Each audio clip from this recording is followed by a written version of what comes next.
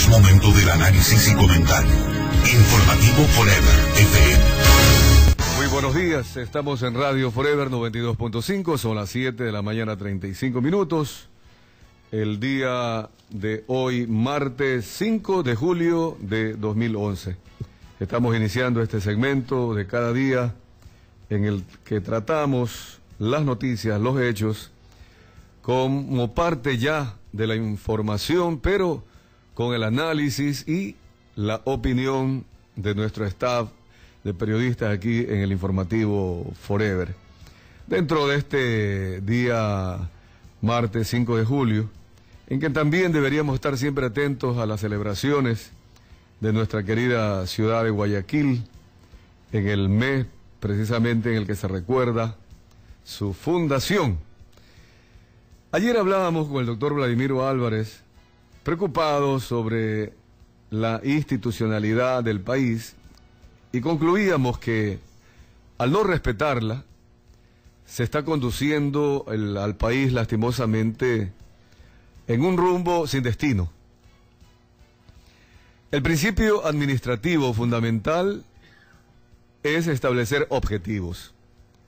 Cuando cualquier organización humana se une, es para establecer objetivos. Cualquier persona, ¿verdad? Y en esto podemos quizás hasta redundar.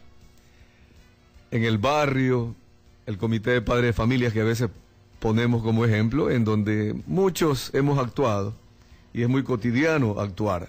Comité del barrio, comité del colegio, en donde estudian nuestros hijos.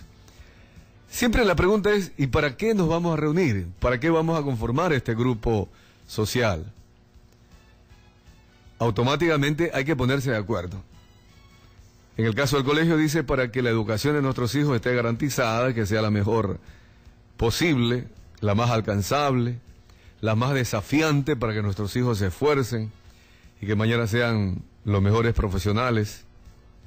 Cuando es en el barrio, objetivos para tener una convivencia pacífica, segura, adecuada, para que el nivel de limpieza del barrio sea el adecuado, para que podamos pedirle en conjunto a las autoridades municipales que cumplan con sus obligaciones, etcétera. Esto es lo primero que se piensa cuando se organiza una institución social, cualquiera que sea. Y luego viene la otra gran pregunta. Bueno, ¿y cómo lo hacemos? Ah, caramba, ¿cómo logramos ese objetivo? Entonces hay que ponerse de acuerdo en la organización. Se le designan responsabilidades a alguien que se lo elige presidente, vicepresidente, tesorero, secretario, vocales, etcétera. Primera parte, ¿no? La parte orgánica. Luego lo viene la parte de la aplicación, las acciones. ¿Cómo hacer para lograr ese objetivo? Entonces, sigue caminando la organización y de tiempo en tiempo va revisando sus resultados, hacen los informes, etcétera. Ecuador, es obvio que busca el bien común, el bien general, ese es el gran objetivo. Proveerle a cada uno, a todos los ecuatorianos, porque todos somos iguales y todos tenemos las mismas obligaciones y los mismos derechos. Llegar a un nivel de vida digno, tener empleo, seguridad, toda la educación, la salud para estar preparados, para que nuestros hijos estén preparados para algún día incorporarse a la vida activa en lo que es ya a nivel de empresas o de trabajos, la vida productiva también como se suele manifestar. Y hay que decir, bueno, si este es el objetivo, el bien común, el bien general, pongámonos de acuerdo cómo lograrlo. Se redacta entonces una constitución en donde se incluyen los principios, los objetivos, la parte orgánica, cómo se organiza el Estado, la parte de aplicación, y luego cómo se va a revisar en la Constitución, cómo se la va a corregir, cómo se la va a perfeccionar, etcétera. Esto es lo que le da vida a las instituciones, la Constitución, las leyes. Ecuador tiene una nueva Constitución desde septiembre de 2008. A partir de allí, el gobierno, a través de la Asamblea, está dictando leyes. Leyes que deberían ser precisamente para garantizar el bien común. Porque la ley no puede ser con dedicatoria contra unos, a favor de unos, y como tradicionalmente se ha acostumbrado en el Ecuador. Queríamos un cambio.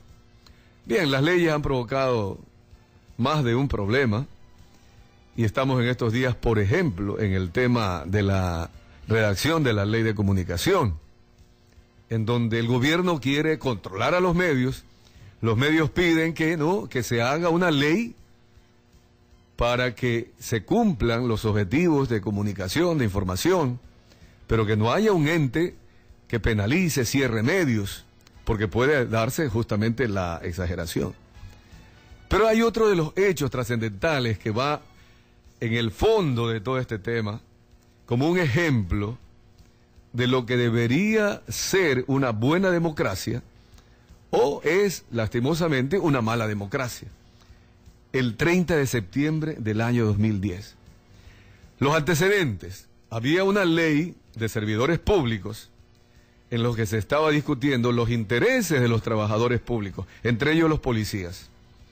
En la Asamblea se decidió ciertos ingresos para los policías. Hubo un veto presidencial y la Asamblea lo aceptó, en donde se le restaba algunos beneficios que la policía había logrado.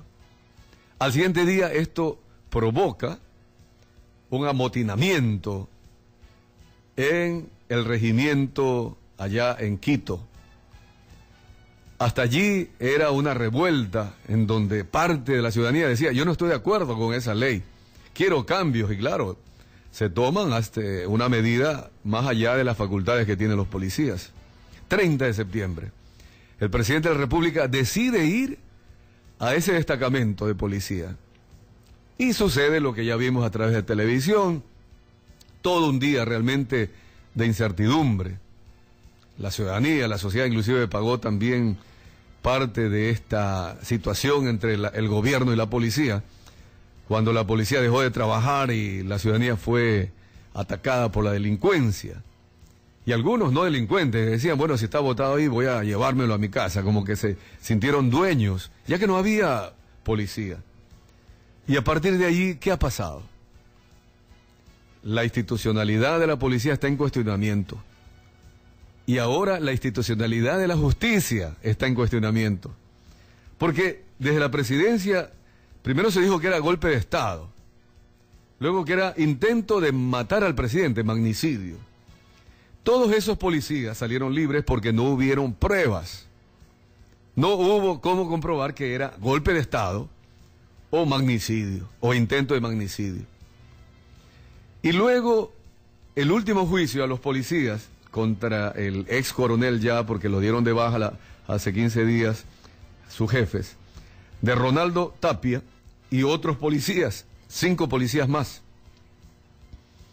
han estado en un juicio. Y hay un tribunal especial, el Tribunal Segundo de Garantías Penales, que los juzga y los declara culpables. Resta conocer ya, ratificar la sentencia. La sentencia se dice que mínimo será 3 años de cárcel para Rolando Tapia. Pero se hacen las investigaciones y ahí se descubre que uno de los jueces, el abogado Javier Andrade, no ha sido nombrado como juez. No tenía nombramiento de juez, no se había sometido al concurso de méritos y oposición por parte del organismo, el único organismo que puede nombrar jueces, el Consejo de la Judicatura. El abogado Reinaldo Vázquez, presidente de este Tribunal Segundo de Garantías Penales, dice que lo nombró ad hoc. Es decir, este término que se utiliza cuando alguien ingresa a cumplir ciertas funciones sin haber sido oficialmente nombrado, e inclusive a veces hasta no cobra honorarios, ad hoc, un secretario ad hoc. Por ejemplo, no llegó el secretario de la Asamblea de alguna institución y se llama a algún voluntario. ¿Quién quiere ser secretario? Yo, bueno, se sienta. Pero en un tema tan serio como esto, ¿cómo fue posible que se nombró a un juez ad hoc para juzgar a policías y enviarlos a la cárcel por 3 años? Y cuando se descubre que no había sido nombrado por el Consejo de la Judicatura, único organismo que nombra jueces, el doctor Benjamín Ceballos suspende al presidente del tribunal por 90 días, a Renato Vázquez, y a Luis Manosalva, el otro juez que también se prestó para nombrar a un ad hoc. Y le abre lo que se llama en disciplina un sumario disciplinario al abogado Javier Andrade y ofrece pedir la nulidad del juicio contra Rolando Tapia. Hasta allí se asumía, ¿no?, que Benjamín Ceballos, presidente del Consejo de la Judicatura, descubre que un señor abogado se sienta como juez sin haber sido nombrado por ese organismo. Lo suspende y ofrece anular el juicio o solicitar la anulación del juicio. Pero luego aparece una noticia ayer que los jueces de este tribunal sí continúan en funciones, porque habían solicitado una medida cautelar al juez Santiago Cova, quien deja sin efecto la suspensión de 90 días contra los dos abogados y seguramente anula el proceso administrativo contra el abogado Javier Andrade. Pero lo sorprendente que ayer ya llama esto a que los juristas se pongan a analizar el caso. El juez Santiago Cova, que es subalterno del Consejo de la Judicatura, al momento de ser embestido como juez constitucional, destituye al presidente del Consejo de la Judicatura, es decir, al doctor Benjamín Ceballos. Y sabe usted, amigo y amiga que me escucha, cuando hay leyes que se contradicen unas a otras, cuando recién estamos aplicando algunas leyes para aplicar la Constitución, ha quedado en el limbo, por lo menos para la discusión, hasta que alguien nos dé luces y nos diga quién tiene la razón. Primero, la pena de 3 años contra Rolando Tapia y los 5 policías adicionales. ¿Tiene o no tiene vigencia esa penalización? Segundo, la suspensión de los jueces que lo juzgan, la suspensión de los jueces del Tribunal Segundo de Garantías Penales. ¿Tiene o no validez la suspensión que dictó el Consejo de la Judicatura? Y tercero, ¿tiene o no validez la destitución del presidente del Consejo de la Judicatura? Mire usted, ¿en qué caos ha caído la justicia y en qué caos estamos viviendo por el tema del 30 de septiembre, pero aparte de ese mismo tema, en que hay un organismo que nombra jueces, descubre que alguien actuó de juez sin ser nombrado por este organismo, lo destituye, le abre un proceso administrativo, estos señores se quejan, caramba, luego un juez subalterno del Consejo de la Judicatura destituye al presidente de ese organismo. Y ahí está. Esperemos que alguien prenda las luces y nos diga, señores, esta es la verdad, esta es la solución en este problema grave que Ecuador está viviendo. Pero lo que estamos viendo es una desinstitucionalización también en materia jurídica, como ayer hablábamos con el doctor Vladimiro Álvarez, lo cual obviamente no solo desdice de nosotros los ecuatorianos, de lo mal administradores que somos, sino que también desdice, lastimosamente, de un afán de convivencia y de un afán de algún día lograr el bien común. Vamos al corte comercial.